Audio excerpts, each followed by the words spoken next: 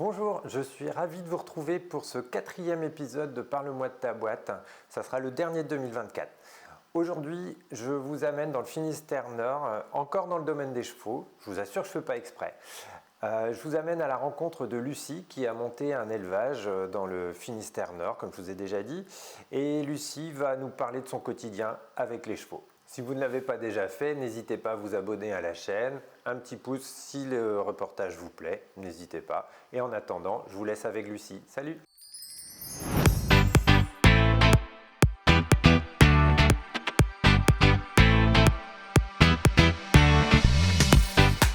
Alors la première question pour poser un petit peu les bases, est-ce que tu peux te présenter? Bonjour, moi c'est Lucie Morel, 33 ans, maman de 2 enfants qui ont 4 et 6 ans. Je suis gérante maintenant de notre écurie avec mon mari, David. On est installé depuis le 1er janvier 2020. Voilà, à la base, ça devait être une petite pension, une écurie de chevaux de propriétaires, entre 10 et 15 chevaux. Et aujourd'hui, nous avons une 60aine de chevaux, parce qu'il y a une 30aine de chevaux de propriétaires, donc des chevaux en pension, qu'on nourrit, qu'on loge, voilà. Une partie aussi chevaux de commerce, valorisation. Là, une vingtaine peut-être actuellement. Il y a toujours un roulement entre 10 et 20.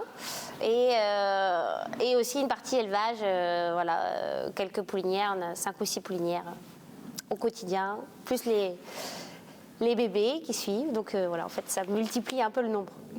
Tu parles de valorisation, est-ce que tu peux développer Donc la valorisation, ça va être du cheval de 3 ans qui est un peu sauvage, pas débourré, qu'on va débourrer, mettre sous la selle aux 3 allures, lui apprendre des choses et le commercialiser, soit pour du loisir, soit pour du sport, ou ça peut être un cheval qui a déjà fait quelque chose, mais on le valorise différemment et pour qu'il retrouve une autre famille parce que il y a eu quelqu'un qui s'en est séparé. Donc on a aussi du dépôt-vente où les gens veulent se séparer de leurs chevaux mais ne souhaitent pas les vendre eux-mêmes, donc ils nous les laissent et puis après on les retravaille un peu, on leur refait des fois une mise en confiance ou autre chose, mais on leur retrouve une autre famille. Tu as déjà commencé un petit peu, mais est-ce que tu peux me développer un petit peu ton parcours, comment tu es arrivé là et peut-être le pourquoi? C'est ça. Alors, comment on en est arrivé là? Avec David, donc le projet initial, c'était justement de reprendre l'exploitation familiale de mon beau-père et de garder notre activité tous les deux à côté. Parce que j'étais 8 ans salariée en tant que commerciale machine à traire et matériel d'élevage pour les vaches laitières notamment. Monsieur travaille, lui, chez Tromelin Nutrition en tant que technicien aliments vaches laitières. Donc le but, on avait transformé les bâtiments d'élevage vaches laitières. On a fait des box, des selleries. On devait garder notre activité tous les deux, en plus de ça, et juste faire 10-15 chevaux en pension pour que ça autofinance le rachat de la ferme, les travaux. Voilà. Sauf que du coup, on s'est installé au 1er janvier 2020. Il y a eu très rapidement une vingtaine de chevaux en pension. Moi, j'ai accouché de mon deuxième en juin 2020. Et la charge de travail et la demande de présence sur place tout le temps de la part des propriétaires était importante. Donc, après mon congé mat, en septembre 2020, j'ai pas repris chez Boumatic, Société Leroux à Ploudaniel. Je ne suis pas repartie au boulot. Je suis restée là. Mais la difficulté était que j'avais quand même un poste, un CDI, un salaire, des revenus, parce que la pension, nous, on n'en vit pas, quoi. Ça autofinance, même au jour d'aujourd'hui, ça autofinance toujours les travaux, la reprise de l'exploitation. Et donc, l'activité de commerce, valorisation de chevaux est venue après, de par un collègue en plus qui m'avait laissé un cheval en dépôt-vente, que j'ai un peu retravaillé, revendu et livré. Sur le trajet trajet du retour, j'ai racheté un petit cheval avec mes sous, que j'ai débourré, que j'ai revendu. Et voilà, de fil en aiguille, c'est arrivé comme ça. Donc moi, ça me permettait de rester travailler sur place, d'avoir cette petite activité de commerce qui finalement, j'avais avant. Donc ça m'allait bien, j'avais toujours ce relationnel avec les clients. Et puis, moi, mon plaisir, c'est de voir les chevaux heureux, en bonne santé, que ce qu'on leur propose de faire, ils soient contents de le faire. Et qu'après, on leur trouve des familles et on a des super relations après derrière parce qu'on a le suivi des chevaux, des clients, quoi. Donc voilà, en fait, c'est d'un projet initial, ça a commencé comme ça à s'émanciper. Puis c'est cool. En quoi consiste ton boulot? Est-ce que tu as une journée type, une semaine type? Alors ici, il n'y a ni journée type, ni semaine type. C'est très borderline parce qu'il y en a... les chevaux, à la différence d'un troupeau de vaches, par exemple, un troupeau, on gère le troupeau en troupeau. Les chevaux, c'est différent. Ils sont certains en troupeau au champ, mais par contre, c'est de l'individuel. À chaque fois, c'est un cheval, un travail, un soin, voilà. Et même des fois, pour un cheval, il faut être 2 ou 3 parce que les débourrages, par exemple, il faut souvent être 2. La journée commence à 8h, 8h30 et elle se finit à on ne sait pas. Non, en général, on essaye d'avoir des horaires fixes parce qu'il y a aussi mes enfants. Mais j'ai la chance d'avoir une super belle-mère et qui me garde régulièrement mes enfants, qui va me les chercher à l'école. Et voilà, parce que sans mes beaux-parents, aujourd'hui, pareil, l'activité n'aurait pas cette ampleur-là aujourd'hui si j'avais pas mes beaux-parents à mes côtés au quotidien, quoi. Qu'est-ce que tu aimes le plus dans ton activité? Qu'est-ce qui te rend heureuse et qu'est-ce qui te fait te lever le matin? Ce qui me rend heureuse et qui me fait me lever le matin, c'est les chevaux. Enfin, vraiment, je vis pour ça. Je les aime par-dessus tout. Comme je dis toujours, moi, je n'ai pas d'envie d'aller sur des grosses compétitions, le gros sport. C'est sûr, ça fait rêver, mais c'est pas ce qui me donne, ce qui me donne envie tout le temps. Moi, je veux dire, à partir du moment où ils ont 4 sabots, une crinière, voilà, je veux dire, je les aime tous, quoi. Et ils peuvent être très bien sur de la balade, comme ils peuvent très bien sauter. Pour moi, c'est pareil. Je les aime tous de la même manière. Ils nous le rendent super bien. Et c'est pour ça que j'aime mon métier, c'est que tous les jours, on a des caractères différents, Voilà, chacun nous apporte quelque chose tous les jours, différemment. Et donc, c'est pour eux que je me lève le matin, ouais. Et à contrario, qu'est-ce que tu aimes le moins dans ton activité et qui te donnera envie de rester au lit?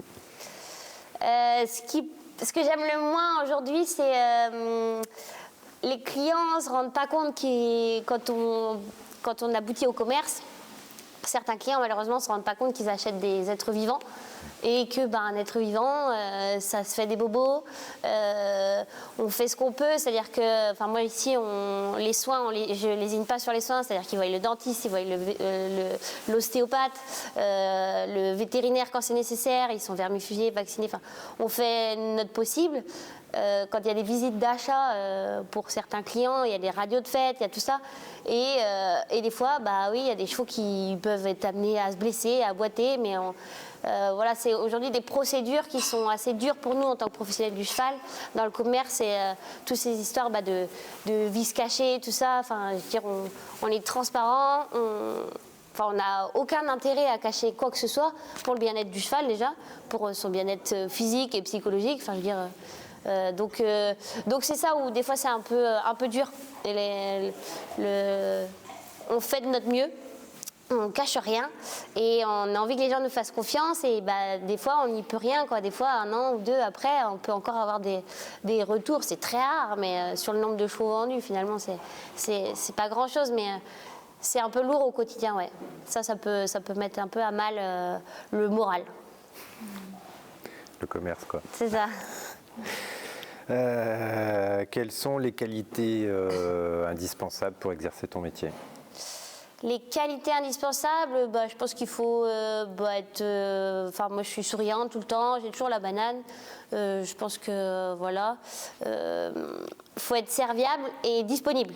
Moi, je sais que mon téléphone, il est allumé de 7h30 du matin à 2h 1h, 1h30 du matin. Donc, en fait, ça, c'est pareil. Moi, ça fait partie d'une une deuxième partie de mon boulot, c'est que on rentre le soir vers 8h, on donne à manger aux petits, on s'occupe des petits, mais en gros de 21h à 1h, 1h30 du matin, mon téléphone je suis sur mon téléphone parce qu'il faut envoyer des photos, des vidéos, parce que comme finalement on devient un peu plus connu grâce aux réseaux sociaux, parce que pour venir jusqu'à chez nous, on ne fait pas un détour, on vient jusqu'au bout. Donc il faut donner envie aux gens de venir, et ça passe par ça, des messages, des photos, des vidéos, des comptes rendus radio, tout ça. Et ça, c'est un boulot assez lourd au quotidien, mais j'ai pas le choix de faire ça, parce que sinon on ne viendrait pas me trouver, et on ne viendrait pas se déplacer jusqu'à chez moi. Donc voilà. Ouais, normal. Du coup, quelles ont été tes peurs quand tu t'es reconverti, quand vous vous êtes mis tous les deux à votre compte? La peur de la reconversion, c'était surtout au niveau salaire, revenu. J'ai eu la chance d'avoir quand même Pôle emploi entre le moment de l'arrêt de mon travail et de mon installation. C'était vraiment le côté financier, quoi. La sûreté, on avait investi ici pour l'avenir. J'ai 2 enfants à charge. On se lance dans le vide, on ne sait pas comment on va se débrouiller, mais on y va. Et le plus dur, c'est ça, le revenu, quoi. Et puis moi, j'aimais tellement ce que je faisais. J'aimais avoir le relationnel client, prendre ma voiture, et puis voilà. Donc ça m'a peiné un peu aussi sur le coup. Je me dis, est-ce que ici je vais m'y retrouver, parce qu'à la base, c'était que de faire de la pension. J'y apportais pas, moi je fais pas de cours, je donne pas de cours. Tout ça, j'apportais pas ma petite patte. Donc je m'étais dit, est-ce que... Et puis finalement, j'ai réussi à rebasculer sur la partie commerce, et j'ai apporté ma patte à l'édifice, mais ouais, non, le plus dur, c'était ça, pas de salaire. Alors, on s'éloigne peut-être un petit peu du sujet. Je ne sais pas si tu as un avis là-dessus, mais on parle souvent de la solitude du freelance, de l'entrepreneur. Est-ce que toi, tu as un avis là-dessus? Est-ce qu'on peut considérer que toi, tu es entrepreneur? Oui, je pense. Oui. Ouais. Est-ce que tu as un avis? Alors, l'avis sur la solitude dans l'entrepreneuriat, moi, je déteste être seule. Je ne supporte pas travailler seule. J'ai horreur de la solitude, j'ai horreur du silence. J'ai la chance d'être entourée par mes beaux-parents au quotidien. Mon mari, maintenant, est passé à mi-temps là, depuis avril. Et puis, nous deux, on est autant meilleurs amis que... Elle valide aussi. On est autant meilleurs amis qu'amants. Et on est là tous les deux, mais on se croise peut-être pas 2 fois de la journée, mais on sait qu'on est là l'un pour l'autre. Voilà. J'ai aussi une apprentie, j'ai des stagiaires tout au long de l'année. Là, ils vont être peut-être sur l'année scolaire, ils vont être une dizaine. Donc non, puis il y a les propriétaires. Voilà. Ici, je peux pas me dire que je me sens seule. C'est pas possible. Est-ce que tu aurais une anecdote, par exemple, à nous raconter Alors, une anecdote à raconter. On travaille beaucoup avec d'autres collègues. Dans l'achat-revente des chevaux, on a des partenaires avec qui on travaille régulièrement. Et j'en ai surtout un, Thomas se reconnaîtra.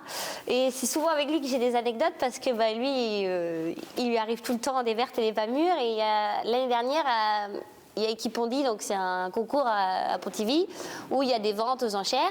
Et puis il y avait un cheval qu'il devait récupérer. Et puis il me dit, Lulu, t'es partie? Je dis, oui, mais tu m'avais pas confirmé qu'il fallait prendre le cheval. Donc je reviens sur mes pas, je vais chercher le cheval. Et il faut savoir qu'aux ventes, c'est souvent, c'est que des 3 ans. Et juments ont roue entier. Mais effectivement, les 3 ans mâles sont souvent encore entiers. Mais le téléphone, il ne me le dit pas. Et puis je vais dans le box, je reconnais le cheval, je prends le carnet, je prends le cheval. Puis tout mignon. Puis là, en le sortant, il chante. Il chante un peu. Je dis, tiens. Je dis, regarde quand même, avec Faustine, une copine, je dis, regarde quand même s'il est encore entier, parce ça ne m'étonnerait pas de la part de Thomas qu'il ne l'ait pas dit. Et oui, effectivement, Cartoon était encore entier. Donc voilà, non, du coup, c'est plus compliqué dans la gestion. Tu ramènes un entier à l'écurie, c'est pas prévu. Ici, on ne peut pas trop se permettre avec les chevaux de propriétaire. Mais bon, on a des infrastructures et des box qui le permettent. En plus, il a accès à son parc. Ça. Mais voilà, avec Thomas, c'est toujours des surprises et c'est toujours des blagues comme ça. Il y a toujours tiens, il ne me l'avait pas dit. Est-ce que tu as des projets Des projets. Il y en a toujours. On en a 15 000 à la journée avec David. C'est un peu notre problème. Ou notre avantage, je ne sais pas comment on doit le prendre. Mais là, on vient de finir le manège. Avec les panneaux solaires, on refait encore des travaux parce que là on a refait des box, on refait une partie stade de pansage pour les clients. Le prochain projet, il y en a tellement. On a peut-être une partie des dépendances qui sont à retaper pour faire le gîte à la ferme ou voilà. On a une salle ici, comme on aime bien recevoir du monde, on a toujours dit qu'un jour on ferait un petit quelque chose d'événementiel sur, je dis, c'est pas des bêtises parce qu'on l'a en tête depuis longtemps, mais c'est pas réalisable tout de suite. Mais je sais pas, moi, tous les premiers vendredis de chaque mois, sur quelques temps de l'année, des soirées à thème avec des repas sur inscription. Et puis on fait une petite soirée. Parce qu'on aime ça, on aime recevoir du monde et faire la fête. Donc toujours plus, mais. Donc c'est pas les projets qui manquent, quoi. C'est pas les projets qui manquent, c'est ça. Un rêve, un seul. Un rêve, j'en ai déjà réalisé pas mal là. Enfin, voilà. Un rêve, non, c'est qu'on vive bien de notre activité quand même, ce serait sympa. Qu'on vive à deux de notre activité et qu'on puisse se libérer un peu plus de temps parce que c'est vrai que mes enfants, je les vois pas trop souvent. Enfin, ils sont tout le temps là, mais on s'accorde pas assez de temps pour eux, quoi. Donc, ce serait de se libérer du temps et de partir un peu plus en vacances.